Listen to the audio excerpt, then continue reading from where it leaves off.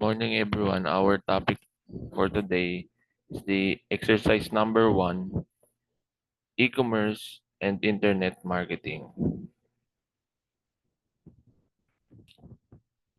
I am Sherwin Kate Polinar, the code MME 303, e-commerce and internet marketing, PSBA major in marketing management.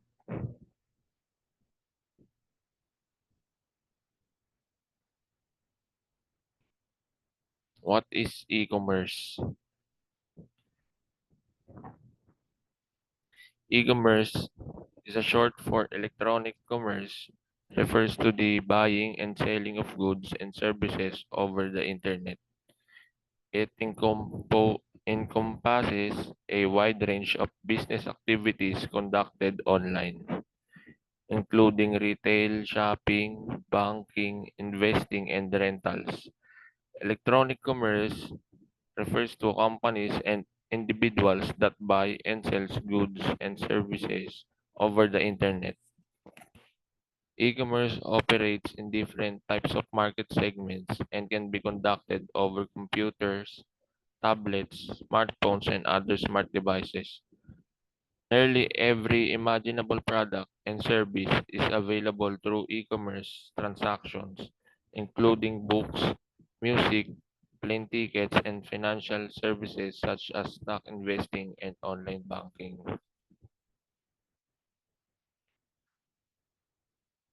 As such, it is considered a very disruptive technology. E-commerce is the process of buying and selling tangible products and services online. It involves more than one party along with the exchange of data or currency to process a transaction. It is a part of the greater industry that is known as electronic business or e-business, which involves all of the processes required to run a company online.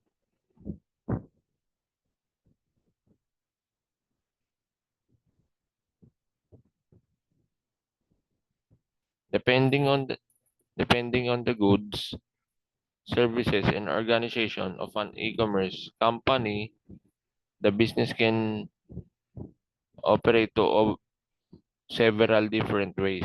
Here are several of the popular business models. B2C or business to consumer. B2C e-commerce companies sell directly to the product and to end user instead of distributing goods to an intermediary. A B2C company performs transactions with the consumer that will ultimately use the good. This type of business models may be used to sell products like your local sporting goods store's website or service, such as lawn care mobile app to reserve landscaping services. This is the most common business model and is likely the concept most people think about when they hear the term e-commerce. Ne- Next type of e-commerce is the B2B, business to business. Similar to B2C, an e-commerce business can directly sell goods to a user. However, instead of being a consumer, that user may be another company. B2B transactions often entail larger quantities, greater specification, and longer lead times. The company placing the order may also have a need to set recurring goods if the purchase is for recurring manufacturing processes. Next type is the B2G or business to government.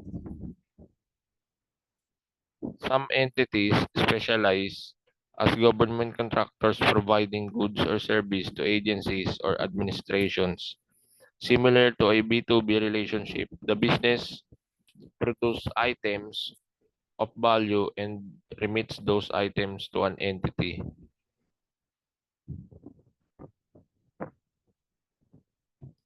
Next type is the C2C, consumer to consumer. Established companies are the only entities that can sell things. E-commerce platforms such as digital marketplace connect to consumers with other consumers who can list their own products and execute their own sales. These C2C platforms may be auction-style listings, for example, eBay auctions, or may warrant further discussion regarding the item or service being provided.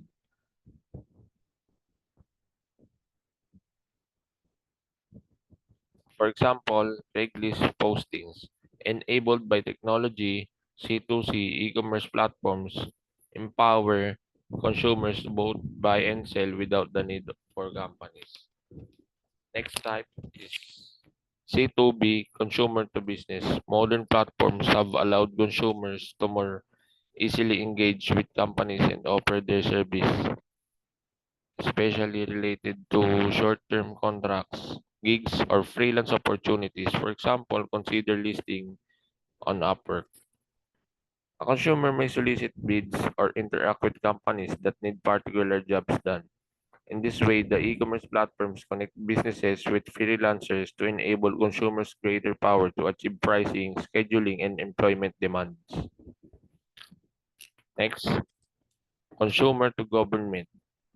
Less of a traditional e-commerce relationship. Consumers can interact with administrations, agency, or government through C2G partnerships.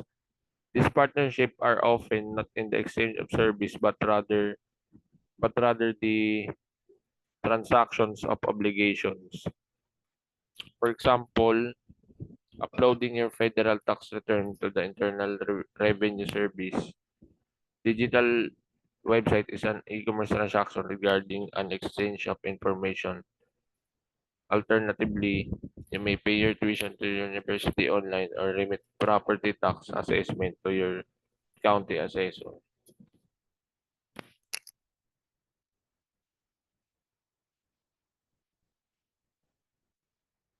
So, how e-commerce works?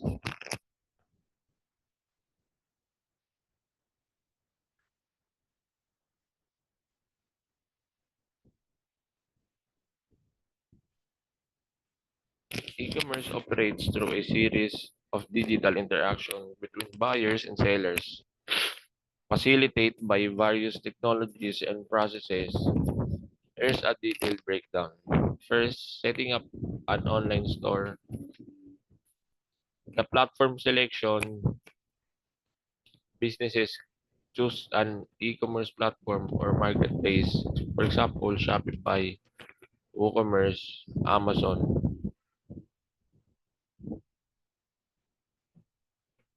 Next, product listing,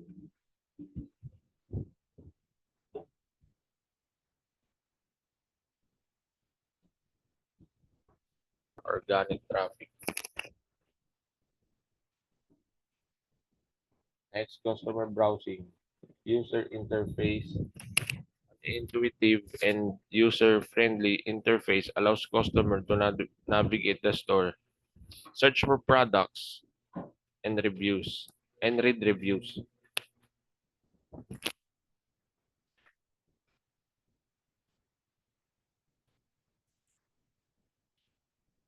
Excuse me. Recommendations, personalized recommendations based on browsing history and preference.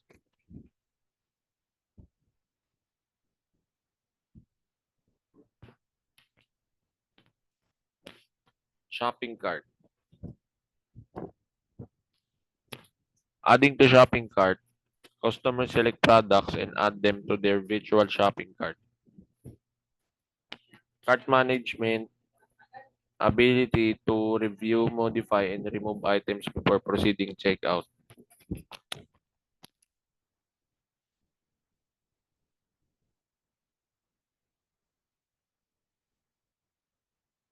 These are the history of e-commerce, the early beginnings, 1960s and 1980s. In the 1960s, the concept of electronic data interchange emerged. In 1979, Michael Aldrich, a British inventor, developed a system using a modified domestic television connected to a real-time transaction processing computer via the rise of internet. In the 1990, Tim Berners-Lee, a British scientist, invented the World Wide Web. 1994, Netscape introduced security sockets layer.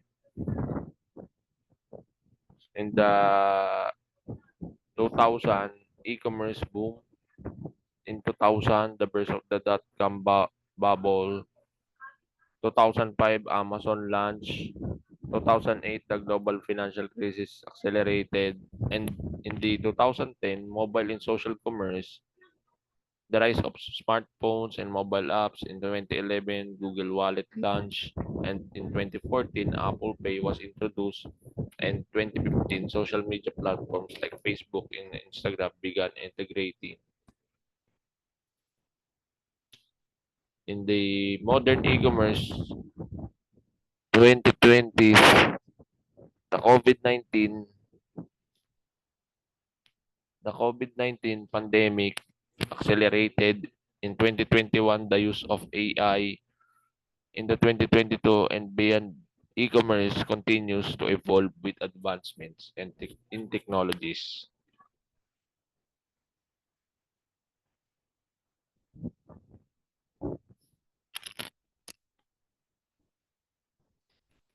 Benefits of e-commerce. First is flexibility and simplicity. To have a successful virtual store, you will not need hundreds of employees as long as you have good architecture and technological support.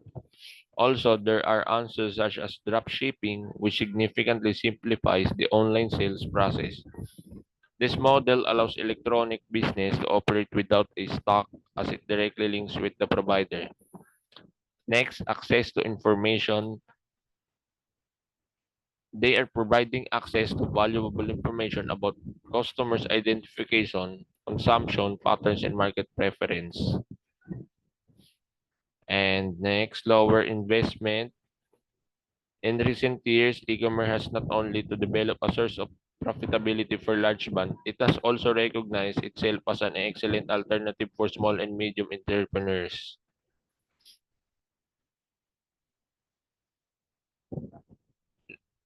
Local e-commerce platforms are the Flipkart, Tokopedia in Indonesia, um, Mercado Libre in Argentina, and foreign e-commerce platforms are in Amazon, which is in the United States, Alibaba for China, and Zalando for Germany.